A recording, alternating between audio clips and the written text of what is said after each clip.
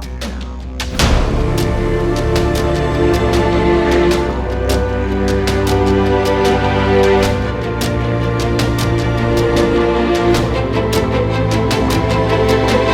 next speaker is the Director of Generation Liberty at the Institute of Public Affairs, great supporters of CPAC.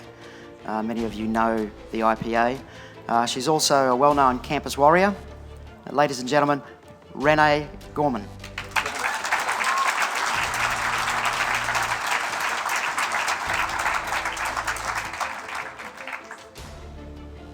Hello everyone.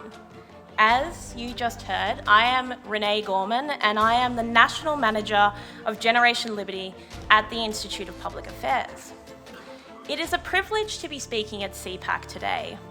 I am the youngest speaker here, but Generation Liberty is a program that focuses on young people, working with students on campus and spreading the message of liberty to the next generation. We have 13 coordinators across all of Australia, a new education program called IPA Academy, and of course, we conduct research into the university free speech crisis, which is what I'm going to talk about today. To highlight the extent of this issue, I'm going to deconstruct a single university policy document which, though not necessarily the most extreme attack on free discourse, it manages to encapsulate the most glaring issues right now being faced on campus, particularly when it comes to university administration. The Words Matter Guide is a document released by Griffith University that is supposed to instruct students on, quote, inclusive language to improve the way we write, present, and depict diversity in our community. The author's definition of improvement must be different to most people's interpretation, because, in reality, this document outlines an impossibly impractical use of language that treats women, ethnic minorities, homosexuals, and really all students as easily offended emotional haemophiliacs.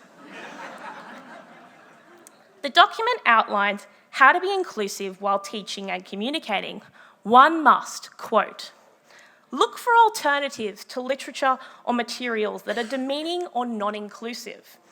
If you must refer to such a source, then make an explicit reference to the problem with the material or otherwise use the close bracket term sick to make sure your audience realises you know that the material is problematic. This sounds pedantic, but may be understandable until you realise that the document interprets everyday terms such as husband and his wife as anachronistic slurs put in the same category as generally offensive slurs. An academic would have to jump through hoops and scattergun sick throughout their presentation just to relay a conversation from a PTA meeting, let alone a piece of literature from the 19th century. A tutor's job is to encourage and facilitate discussion. But how are they supposed to do this when problematic quotes, turns of phrase, and historical events have to be justified, condemned, or preceded by a warning? Students must also be careful while communicating. Problematic works of literature or politically incorrect historical events may only be referred if they are, quote, a requirement. And those around you must be warned before you reference them to ensure everyone knows not to use these terms outside of this context. Because, of course, we all know without this clarification, Griffith University students would inevitably start casually using racial epithets after hearing a presentation on the adventures of Huckleberry Finn. Language codes like these actively degrade the learning process, and they treat students of higher learning as toddlers rather than adults. They do not improve the way that students speak and write. Instead, they force students to focus on arbitrary communicatory nuances rather than big ideas, active problem solving, and the acquisition of knowledge. Perhaps more concerning is the guide's restrictions on everyday speech. Throughout the document, there are tables that illustrate inappropriate and appropriate terms and phrases. Okay, trigger warning here.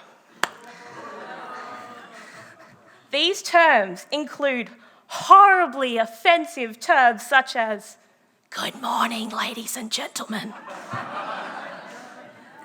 John Smith and his wife, homosexual, husband and wife, young people, and perhaps most terrifying of all, the guys in the office will help. Because, of course, any gendered language is not allowed. Words such as mankind, chairman, workmanship, or even simply man are outlawed. And students are instead supposed to use terms like humans, humankind, chairperson, quality of work, or to quote the Prime Minister of Canada, peoplekind.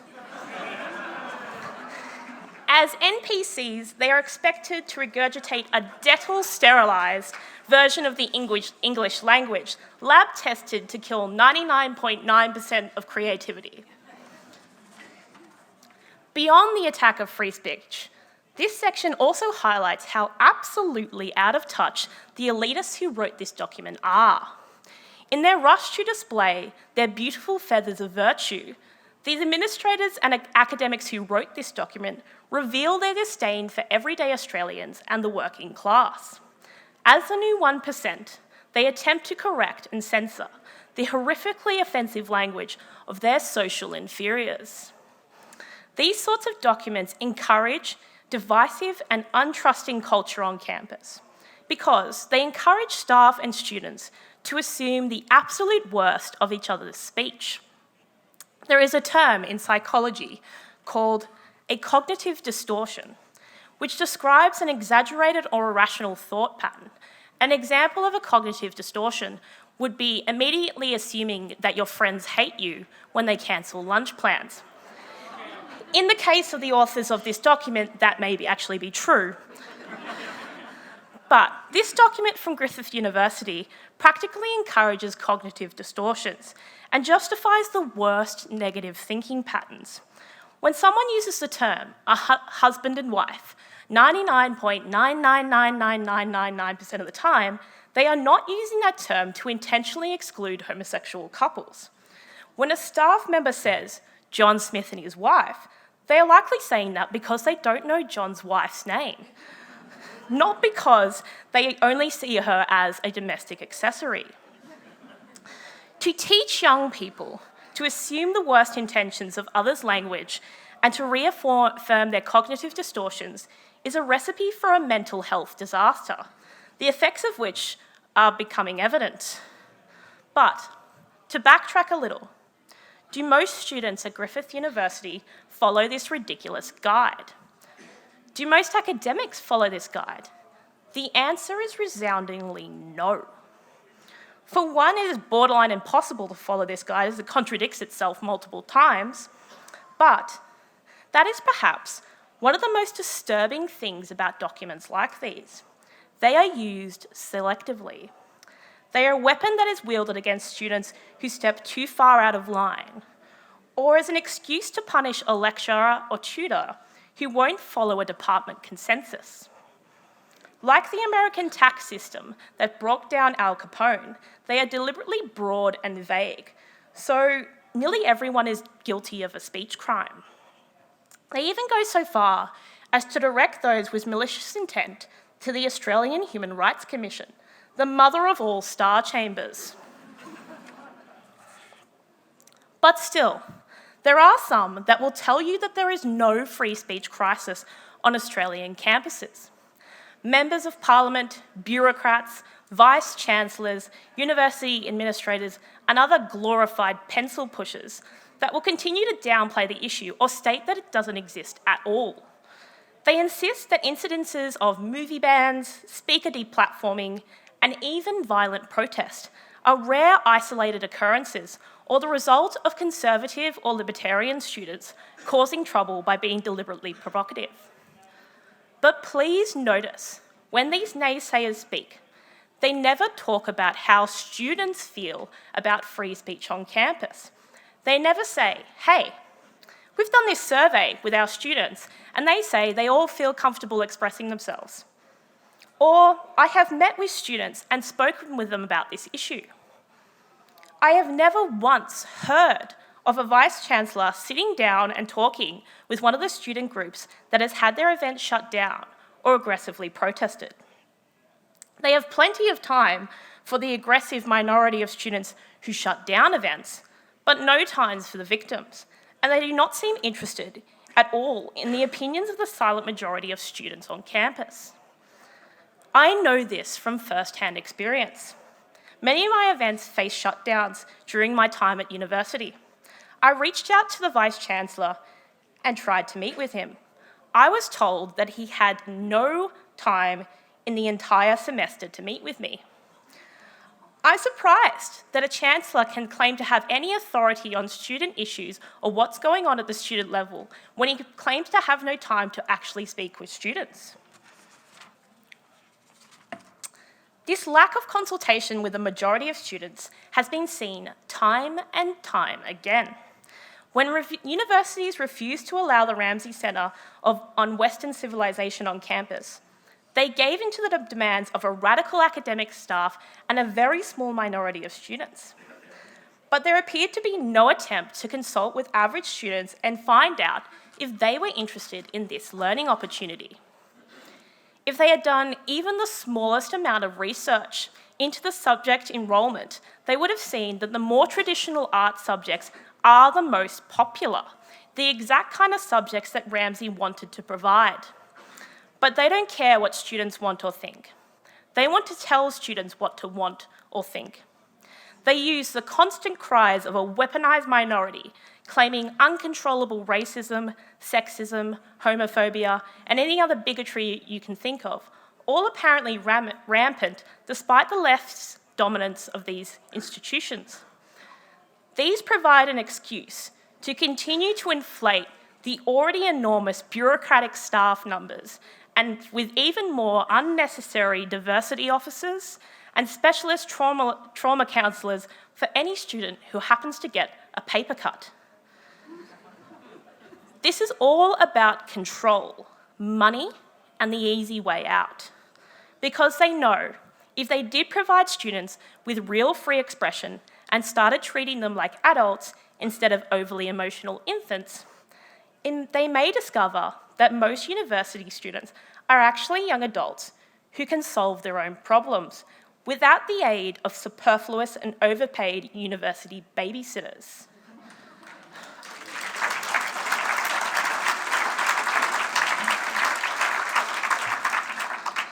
So the bureaucrats, board members, and certain members of parliament can continue to pretend that there is no free speech crisis on campus.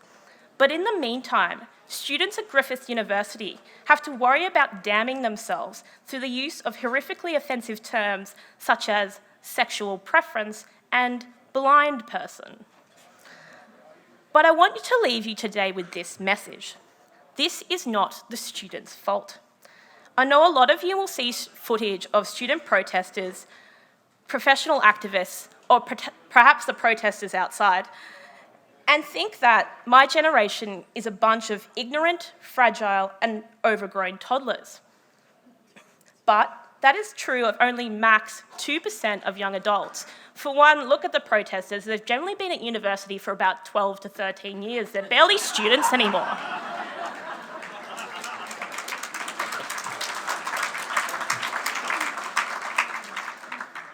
These people do not speak for us all, despite what university administrators try to say.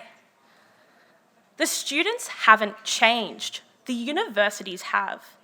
Entitled academics have developed a radical postmodernist Marxist agenda.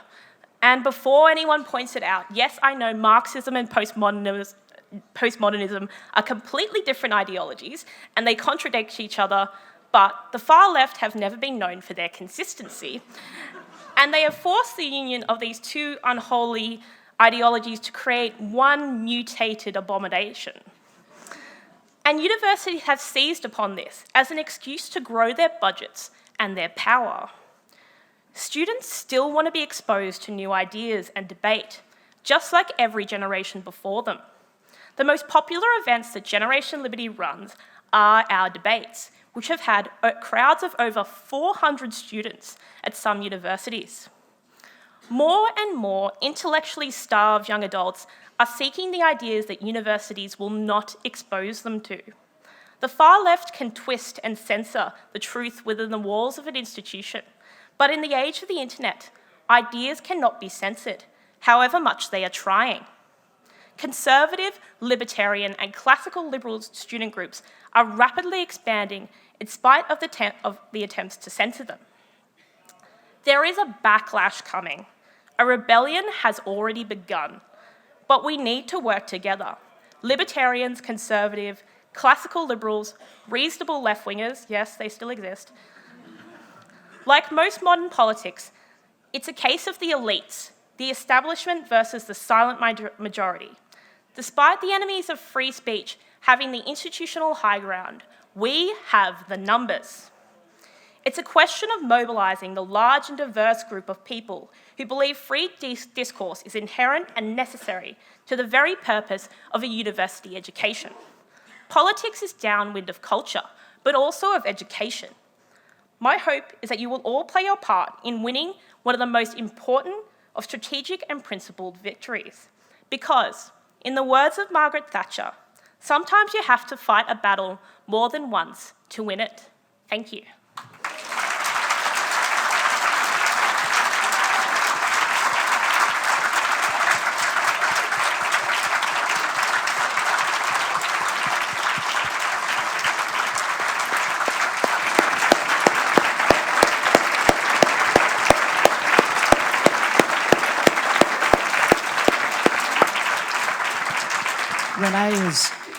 Renee has generously allowed us to take a few questions. We've only got a few minutes. There are microphones coming in from the back. So, Drew?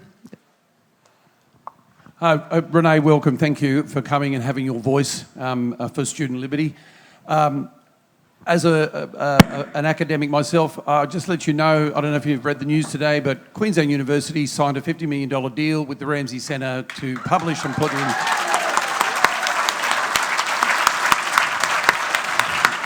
And myself, as an associate professor there, I can assure you that your cause is well heard and well understood on the campus of UQ. Thank you for that.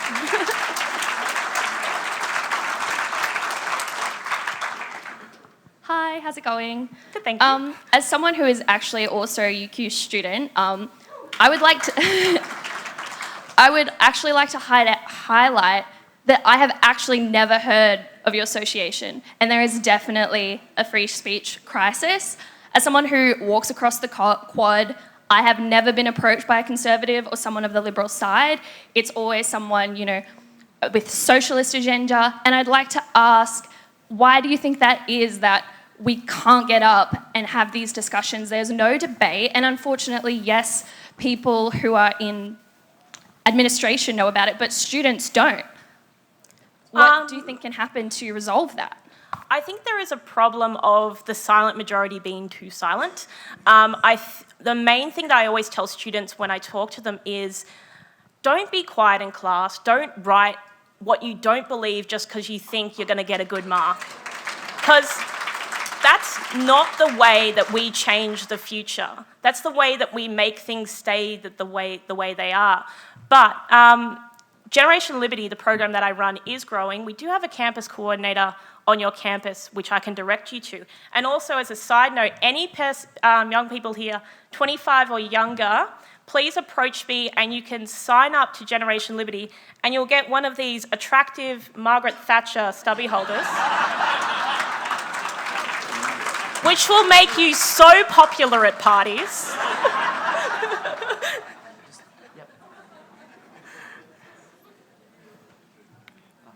Thanks.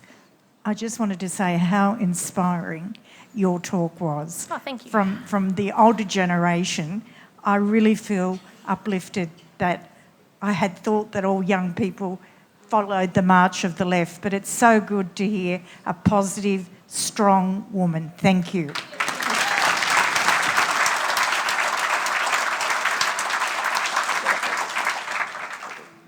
Thank you, Renee. It is truly inspirational to see young people like yourself.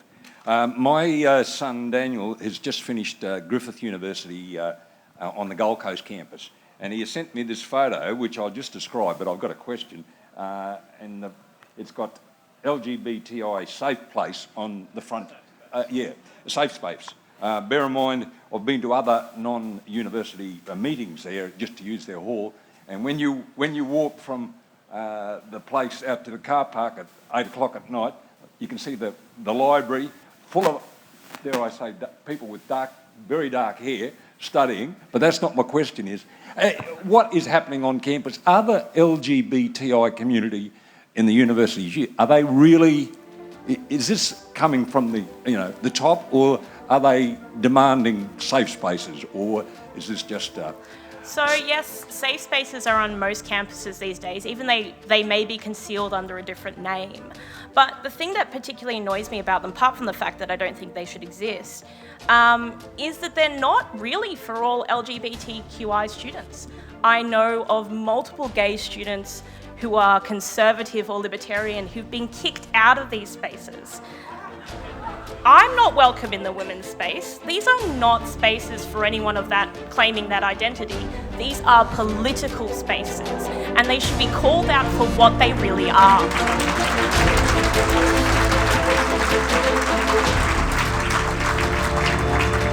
On that note, we have to end it. Ladies and gentlemen, please thank Renee Gorman.